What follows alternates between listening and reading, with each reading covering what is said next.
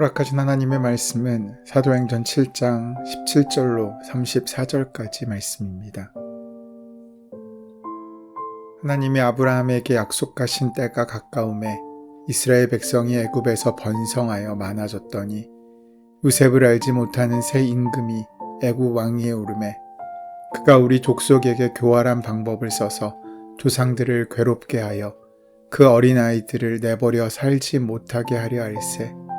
그때 모세가 낳는데 하나님 보시기에 아름다운지라.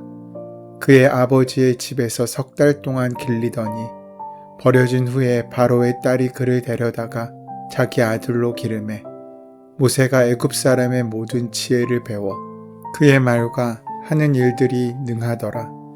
나이가 40이 되매 그 형제 이스라엘 자손을 돌볼 생각이 나더니 한 사람이 원통한 일 당함을 보고 보호하여 압제받는 자를 위하여 원수를 갚아 애굽 사람을 쳐 죽이니라. 그는 그 형제들이 하나님께서 자기의 손을 통하여 구원해 주시는 것을 깨달으라고 생각하였으나 그들이 깨닫지 못하였더라.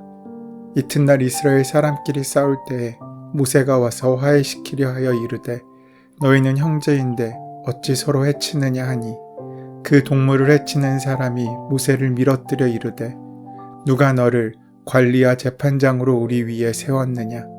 내가 어제는 애굽 사람을 죽인과 같이 또 나를 죽이려느냐 하니 모세가 이 말 때문에 도주하여 미디안 땅에서 나그네 되어 거기서 아들 둘을 낳으니라. 40년이 참에 천사가 시내산 광야 가시나무 떨기 불꽃 가운데서 그에게 보이거늘 모세가 그 광경을 보고 놀랍게 여겨 알아보려고 가까이 가니 주의 소리가 있어 나는 내 조상의 하나님 즉 아브라함과 이삭과 야곱의 하나님이라 하신대 모세가 무서워 감히 바라보지 못하더라. 주께서 이르시되 내 발에 신을 벗으라. 내가 서 있는 곳은 거룩한 땅이니라. 내 백성이 애굽에서 괴로움 받음을 내가 확실히 보고 그 탄식하는 소리를 듣고 그들을 구원하려고 내려왔노니 이제 내가 너를 애굽으로 보내리라 하시니라. 사도행전 6장에서 초대교회가 세운 7명의 집사들 가운데 한 사람인 스데반은 하나님께서 허락하신 은혜와 권능이 충만하여 큰 기사와 표적을 많이 행하였습니다. 그러나 스데반의 가르침은 당시 많은 유대 종교 지도자들의 마음을 불편하게 만들었고 결국 이들은 백성과 장로와 서기관들의 마음을 충동하여 스데반을 잡아 공의와 앞에 세우게 됩니다. 우리가 어제부터 살펴보고 있는 사도행전 7장의 말씀은 신앙의 수호라는 이름 아래 본질이 사라진 채 껍데기만 붙들고 살아가던 유대인들과 유대교 지도자들에게 선포된 스데반의 설교입니다. 이스라엘 백성들은 근본적으로 성전에 대한 그릇된 인식을 갖고 있었습니다. 스데반과 논쟁했던 사도행전 6장의 자유민들은 이스라엘에 거주했던 유대인들보다 모세의 율법과 성전에 대한 더 과도한 충성심을 가지고 있었습니다. 그들의 대부분은 메시아가 성전에 강림하실 날을 기대하며 성전 주변의 회당에서 기거하는 사람들이었습니다. 기존의 성전에 과도하게 집착했던 그들은 기존의 성전의 권위를 무너뜨리려는 그 어떠한 시도도 용납하지 못했습니다. 하나님께서는 그들이 자랑스럽게 생각하는 예루살렘 성전 안에만 계신다고 생각한 것입니다. 그래서 그 성전을 갖고 있던 이스라엘만이 유일하게 택함받은 민족이라는 민족적 자긍심을 가지고 있었습니다. 하지만 그러한 영적인 자존심을 지키기 위하여 무소부재하신 하나님을 그들의 임의대로 예루살렘 성전에 가두려는 잘못을 저지르게 된 것입니다. 그 결과 하나님이 계신다고 믿었던 성전 안에서의 그들의 태도와 상대적으로 하나님이 계시지 않다고 여겼던 성전 밖에서의 그들의 삶은 서로 일치됨 없이 평행선을 그릴 수밖에 없었습니다. 주님 보시기에 그들은 외식하는 자에 지나지 않았습니다. 이들은 그리스도 중심적이며 성전에 머물지 않는 하나님의 역사를 메시지로 선포했던 스데반을 고발했습니다. 그 죄목은 모세와 하나님을 모독했다는 것입니다. 신성모독죄로 사내들인 공회에 소환 당시 스데반이 대제사장의 질문에 답변하며 2절부터 50절까지의 이스라엘의 구원 역사에 대한 설교를 시작합니다. 당연히 그 설교의 정점에는 그리스도가 있습니다. 오늘 함께 나눌 17절부터 34절은 이스라엘의 구원의 역사에서 모세와 관련된 부분입니다. 그들이 무고한 스데반 집사를 모함하여 죽이려 한 이유가 바로 여기서부터 비롯되었음을 짐작할 수 있습니다. 말씀을 선포하며 스데반 집사는 그들의 조상인 아브라함과 이삭, 야곱과 요셉에 대해 언급했습니다. 그들은 모두 솔로몬에 의해 예루살렘 성전이 지어지기 1000년 전 사람들이었습니다. 그러나 하나님께서는 예루살렘 성전이 있건 없건 상관없이 그들과 함께 하셨고 그들을 부르셨고 그들을 구원하셨으며 그들의 삶을 책임져 주셨음을 스데반은 강조했습니다. 그것은 무소부재하신 하나님을 향한 신앙은 특정 공간의 문제가 아니라 한 사람의 삶에 하나님의 임재와 하나님의 역사의 문제임을 알려주기 위한 까닭이었습니다. 그러면서 오늘 본문에 이르러 스데반은 모세에 대한 말씀을 전하고 있는 것입니다. 모세는 예루살렘 성전이 건축되기 500년 전에 태어난 사람입니다. 그런데도 하나님께서는 그 모세도 불러주셨을 뿐만 아니라 모세를 통하여 애굽에서 노예 생활을 하던 이스라엘 백성 모두를 구원해내셨습니다. 예루살렘 성전과는 무관하게 말입니다.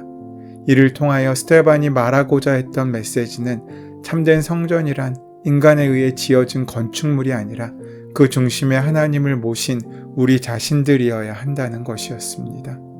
그 가운데 우리가 말씀을 나눴던 요셉의 이야기에 이어 오늘 본문인 스데반의 설교 가운데 모세의 이야기는 유대인들에겐 너무나 익숙하게 잘 알려진 말씀입니다.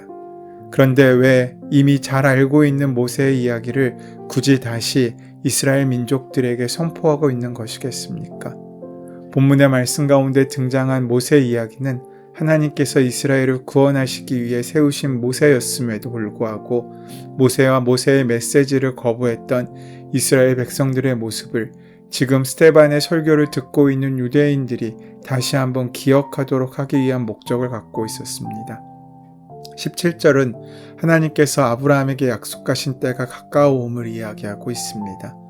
이 말씀은 하나님께서 창세기 22장 17절 말씀에 내가 내게 큰 복을 주고 내 씨가 크게 번성하여 하늘의 별과 같고 바닷가의 모래와 같게 하리니 내 씨가 그 대적의 성문을 차지하리라 라는 말씀처럼 아브라함에게 하늘의 별같이 바다의 모래같이 후손이 많아지고 민족을 이루게 하실 것이라는 약속이 곧 성취될 것임을 말씀하시는 것이며 또한 애굽에서 노예로 있는 이스라엘 백성이 이제는 애굽의 지배에서 벗어나 자유롭게 될 때가 가까이 왔음을 이야기하고 있습니다. 그리고 하나님께서는 이 일을 이루시기 위하여 하나님께서 보시기에 아름다운 사람이었던 모세를 택하셨습니다. 스데반은 말씀을 통해 모세의 일생을 세 부분으로 나누고 있습니다. 첫 번째로 모세가 바로의 왕궁에서 애굽의 학문을 배우며 보낸 40년에 대하여 언급한 이후 나이 40이 되매 40년이 참에 40년간이라는 말을 사용하면서 모세의 두 번째, 세 번째 40년이 모세의 일생 가운데 매우 특별한 시간이었음을, 그래서 그의 인생을 40년 단위로 세 번 끊어서 말씀하고 있음을 보여주고 있습니다. 두 번째로 모세가 미디안 광야로 도주하여 보낸 40년이라는 시간은 이스라엘 백성들에게는 더욱 간절하게 애굽에서 벗어나고자 하는 마음을 갖도록 하는 시간이었습니다. 또한 이 시간은 모세에게는 더욱 성숙하여 하나님께서 사용하시기에 합당한 사람이 되어가는 연단의 시간이었습니다. 모세는 더욱 하나님께 민감한 사람이 되었습니다. 백성들은 하나님의 음성을 듣지 못하였지만 모세는 하나님의 음성에 민감하게 반응합니다. 그리고 모세의 신을 벗도록 하신 하나님의 말씀에 지극히 겸손한 모습으로 순종하며 나아갑니다. 이처럼 하나님께서 민감하고 겸손히 순종하는 모세를 하나님께서는 다시 이스라엘 백성에게 보내셔서 그 백성에 대한 구원의 역사를 이루십니다. 이스라엘은 하나님께서 세우신 지도자를 거부함으로 인해 40년이라는 시간을 더 애굽에서 종살이해야 했고 마침내 그들의 신음과 고통의 소리가 하나님께 이르러 하나님께서 그 백성을 불쌍히 여기시어 구원하시기 위해 모세를 다시 그 백성에게 보내신 것입니다. 모세가 40년의 광야 생활을 마치고 그의 나이 80이 되었을 때 애굽에서 신음하던 이스라엘 백성들은 10가지 재앙을 통해 마침내 바로 왕으로부터 출애굽이라는 놀라운 해방의 사건을 맞이하지만 얼마 되지 않아 홍해를 만났을 때 먹을 것이 없고 또 모세가 하나님을 만나기 위해 시내산에 올라가 그 모습이 보이지 않을 때 등 상황이 어려워지면 그 이후에도 여러 차례 모세의 리더십에 대항하고 모세와 하나님을 원망하기를 반복하는 모습을 찾아볼 수 있습니다. 하나님께 민감하여 하나님의 음성을 듣고 하나님 앞에서 자신의 신을 벗고 겸손히 나아갔던 모세의 모습과는 대조적으로 이스라엘 백성은 참으로 의심 많고 하나님의 뜻을 온전히 알아차리지 못한 채 하나님의 계획까지도 거부한 어리석은 백성들이었습니다. 이들은 하나님께서 자신들에 대한 어떤 계획을 준비하고 계신지 바라볼 수 있는 영적인 눈들을 가지고 있지 못했습니다. 그럼에도 불구하고 사랑이 많으시고 신실하신 하나님께서는 이스라엘 백성에 대한 하나님의 변함없는 사랑을 베푸십니다. 그리고 마침내 그 백성을 약속의 땅으로 이끄시어 그들을 구원하십니다. 이스라엘 백성들의 무지와 하나님의 뜻에 대한 거부는 모세의 시대에만 있던 것이 아니었습니다. 이후에 시간이 지나면서 또다시 계속하여 반복되어 나타납니다. 구약시대 수많은 선지자들이 예언하였고 하나님께서도 친히 성령을 통해 확증하신 인류를 구원하실 구세주 예수 그리스도께서 인간을 구원하시기 위해 이 땅에 오셨습니다. 하나님이신 예수님께서 인간의 모습으로 낮고 겸손한 모습으로 이 땅에 오셔서 친히 가르침과 많은 사역을 통해 예수님께서는 하나님이신 것을 직접 보이시며 말씀하셨지만 많은 유대인들은 그 예수님을 구세주로 받아들이려고 하지 않았습니다. 극심한 고통과 죽음의 절망 앞에서 자신을 구원해 줄 유일한 구원자를 하나님께서 보내주셨음에도 불구하고 그들은 그 구원자를 알아보지 못하고 오히려 그분을 거부하였고 그분을 대적하였던 것입니다. 예수님에 대한 거부는 비단 복음에 대한 거부에 그친 것이 아니라 예수님을 믿고 예수님을 전하는 사람에 대한 거부와 탄압 그리고 핍박으로 이어지게 됩니다. 그리고 결국에는 예수님이 참된 구원자 되심을 전파하는 스데반을 잡아 지금 공회 앞에 세우고 있는 것입니다.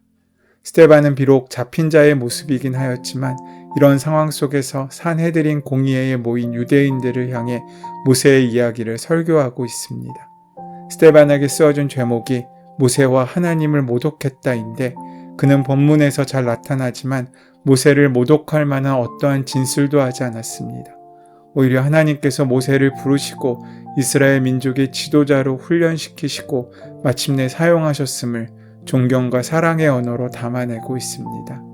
자유민들의 고소가 무고임이 자연스럽게 증명되며 그들의 스데반을 향한 비난이 정당하지 않음이 오늘 스데반의 설교를 통해 입증되고 있는 것입니다. 이 메시지는 모세를 거부했던 이스라엘 백성들의 모습과 동일하게 예수님께서 이 땅에 오셨을 때 하나님의 아들 독생자 예수 그리스도를 구원자로 받아들이기를 거부하고 있는 유대인들 그리고 민족 구원을 위한 간절한 마음으로 지금 복음을 전하는 스데반의 메시지를 받아들이지 않고 거부하는 유대인에 대한 안타까움을 나타내고 있는 메시지입니다. 그런데 이런 이스라엘 백성의 거부의 모습은 오늘을 살아가는 우리들에게도 너무나 쉽게 발견되어집니다. 우리의 삶 가운데에서도 때로는 하나님의 권위에 대해 불순종하고 인정하지 않으려는 모습을 보일 때가 너무나 많습니다. 하나님께서 준비하시고 하나님께서 이루어 가신 일임에도 불구하고 그것에 대해 인지하지 못하고 인간의 주장과 감정만을 나타내다가 결국 이를 그르치게 되는 모습을 보이게 될 때가 얼마나 많이 있습니까? 하나님께서는 우리를 정말로 잘 아시고 우리의 필요를 그 누구보다도 먼저 공급해 주시기를 원하시는 분이십니다. 그 하나님의 섭리와 계획 가운데 우리가 살아가고 있음을 깨닫고 하나님께서 이루어 가실 그 큰 계획에 우리 자신을 온전히 맡김으로 주님의 계획에 거부하는 인생이 아니라 날마다 우리가 주님 안에서 그리고 주님이 우리 삶 가운데 함께 하시어 주님과 동행하는 믿음의 복된 삶을 살아갈 수 있는 우리의 귀한 하루가 되어야 되지 않겠습니까? 그렇게 순종함으로 주의 말씀을 따라 나설 때 우리는 그때 비로소 하나님께서 열어주시는 은혜의 삶을 만나고 누릴 수 있게 될 것입니다. 그 귀한 은혜가 시작되는 오늘 하루 믿음의 발걸음으로 하루를 시작하시는 저와 여러분 되시기를 소원하고 축원합니다. 은혜의 주님, 우리가 살아가는 이 유한한 세상 가운데에서 주님의 계획을 더 잘 바라볼 수 있는 영적인 눈들을 가진 자로 살아갈 수 있도록 은혜 허락하여 주시옵소서. 그로 인하여 주님 앞에 온전한 모습으로 살아갈 수 있도록 우리와 동행하시고 함께하여 주시옵소서. 이 모든 말씀 예수 그리스도의 이름으로 기도드립니다. 아멘.